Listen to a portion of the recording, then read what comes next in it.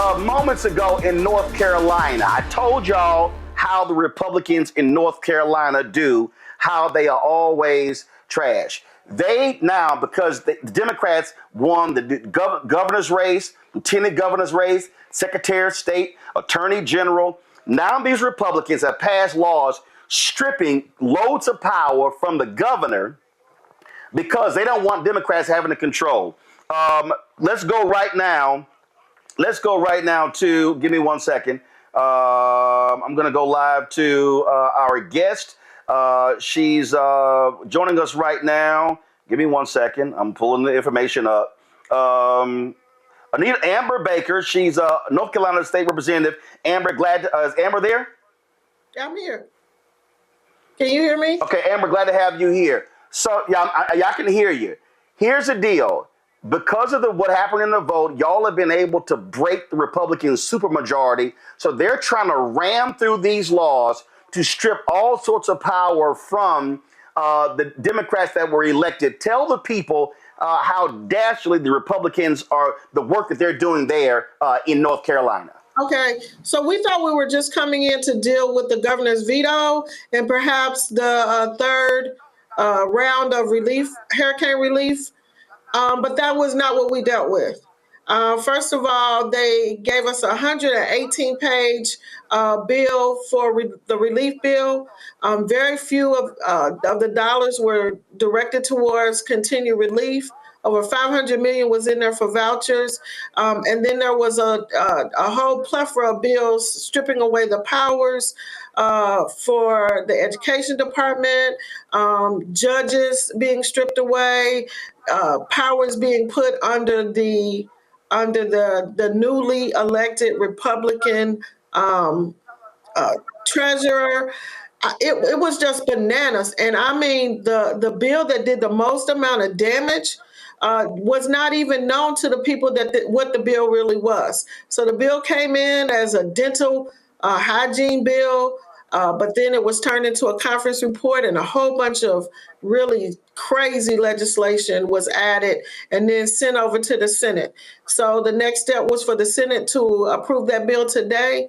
It will be going to the governor's office tomorrow. We expect that the governor will veto it.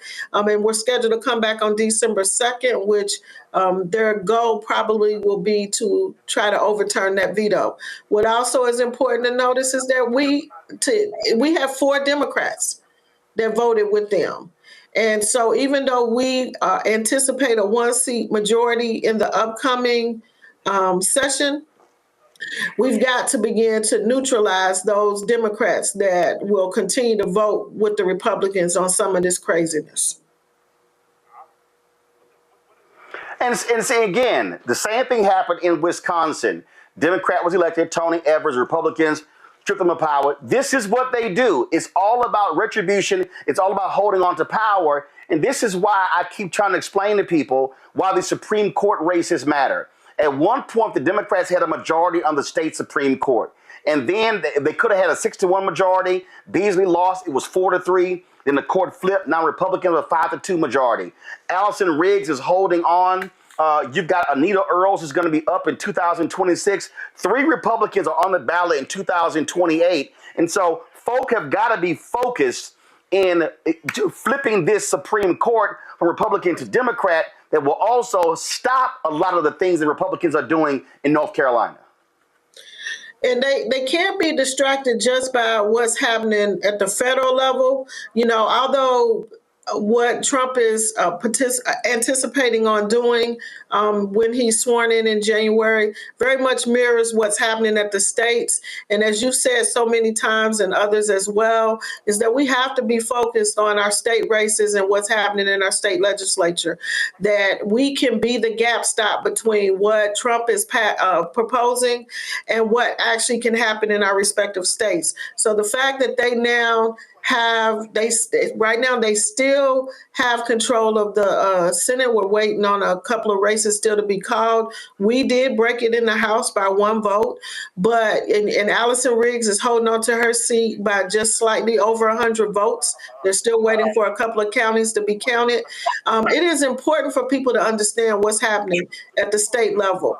Mo Green, who was the first African American superintendent of schools, state superintendent of instruction, that's another reason why they are dismantling that. Another 500 million went yesterday to vouchers. If nothing else, they misunderstood the optics of that. We still have so many more issues, pressing issues that need to be addressed in Western North Carolina, and so the least of those was an additional 500 million to go to vouchers.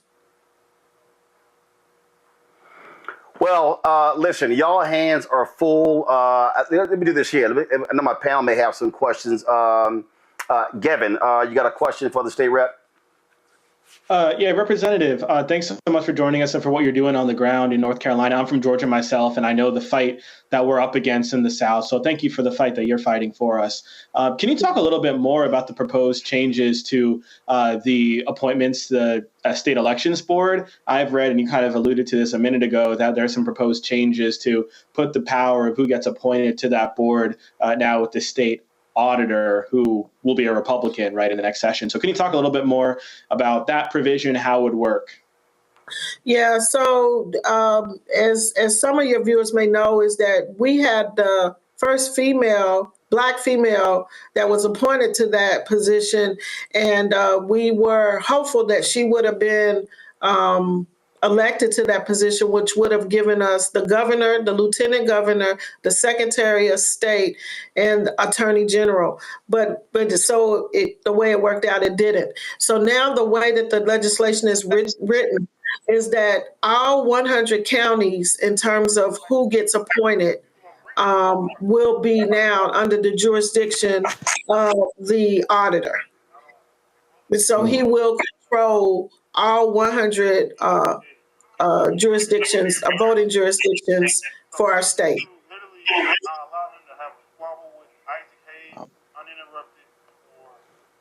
Scott? Yeah, Representative, good evening. You know, the first question is always, is the legislation legal? Is the legislature's kind of general counsel's office signing off on the constitutionality and the legality of this legislation? It just seems to be out of whack with the will of the people and those Democrats who are elected. And secondly, you know, the Republicans do retribution a lot better than Democrats do. I don't care what jurisdiction you're in. Are you all planning some retribution for these 4 Democrats who have lost their minds and voted with the Republicans? While we have not discussed that directly, I anticipate that that will be some of the discussion that we need to have and for it to be addressed because as you've heard me say on here before, we needed to flip more than one seat because we have consistently had 3 or more Democrats that have historically voted with the Republicans. So this was nothing new, but we had hoped that given the extreme nature of what they were trying to do, that they would have voted with their party and indeed with us as a caucus. In terms of the legality of it, right now they don't care. They have the Supreme Court, so they are prepared to take whatever actions they need to take all the way to the Supreme Court. And again, I will remind the viewers that the Supreme Court house one of the son of the Speaker Pro Tem in the Senate. So the Speaker Pro Tem's son serves on the Supreme Court, and so he has refused to recuse himself on anything that is in conflict. And so that's what we're dealing with. We also know that 2 of the Superior Court judges' positions were in the process of being decommissioned, for lack of a better word, and those vacated. I'm sorry, and those positions will now also come under a Republican-led department. The two positions were one right here in Forsyth County, Superior Court Judge Ty Burke, because he had ruled against the maps and the gerrymander maps, and another judge who I can't think of his name right now, but again, he also had ruled against the Republicans. And so when we talk about retribution and retaliatory actions, those two judges potentially could be without positions at the end of their terms.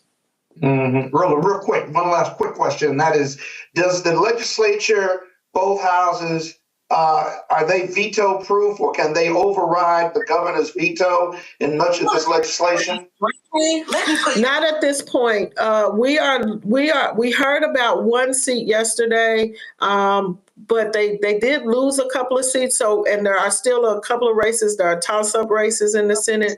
So right now they do not have the veto-proof majority in the Senate. We are still awaiting the final results on a couple of races over there. But right now we are holding it by one seat. Good luck. Thank you. Daniel, go ahead.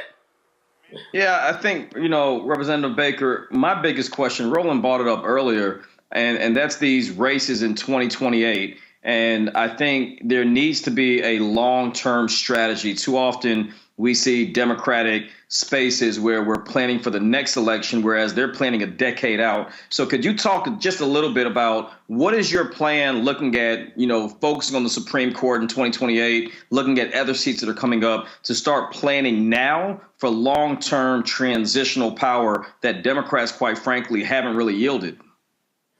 So I'll be honest with you, it's both and but, right? We need to not only focus on 2028, but we have the midterms started on November 6th. See, we run every 2 years in North Carolina, both in the House and in the Senate. So we can't bypass 2026 elections. We came very close to flipping a number of seats. And so we need to also focus on 2026 in terms of ensuring that we hold on to and extend our veto-proof majority in the House, and indeed work with the Senate to make sure that they get the veto-proof majority in the Senate. And that needs to occur in 2026. With that being said, this was the first time that we implemented a 100-county strategy, and we were competing and contesting in districts that we hadn't. And so there is a focus on making sure that we re-engage our rural voters, which is extremely critical, and also making sure that we are reaching out to those unaffiliated voters to make sure that we can engage them in a way that they now are a part of our Democratic caucus to begin to shore up these races. And here's the reality that you don't hear any of the mainstream media talking about, but indeed is always a conversation on Roland's show, is that we can't overcome racism and the refusal of America to deal with the racism and the refusal, no matter how qualified a Black candidate is, that it is difficult for us to overcome that. So the best way to do that is to extend our base and spend time with our young people. Find out what's important to them. What does campaigning look like in this generation? It doesn't look like our campaigning. It doesn't look like our parents campaigning. So how do we engage and motivate these young voters? And I can tell you here in Winston-Salem State students were not playing. Day one, when students started to move in, they were out there registering voters, keeping students engaged. So people are paying attention. And as Democrats, we have got to be in tune to what our party currently looks like. And we need to deliver on the promises that are always made around election time, but never delivered on. Representative, we appreciate it. Thank you so very much, Representative Baker. Look, y'all keep up the fight. Thank you, sir. Hi, I'm Isaac Hayes III, founder and CEO of Fanbase. Fanbase is a free to download, free to use, next generation social media platform that allows anyone to have followers and subscribers on the same page. Fanbase was built through investment dollars from equity crowdfunding from the Jobs Act. People just like you helped build Fanbase, and we're looking for more people to help build Fanbase. We are currently raising $17 million in a Regulation A crowdfund on Start Engine.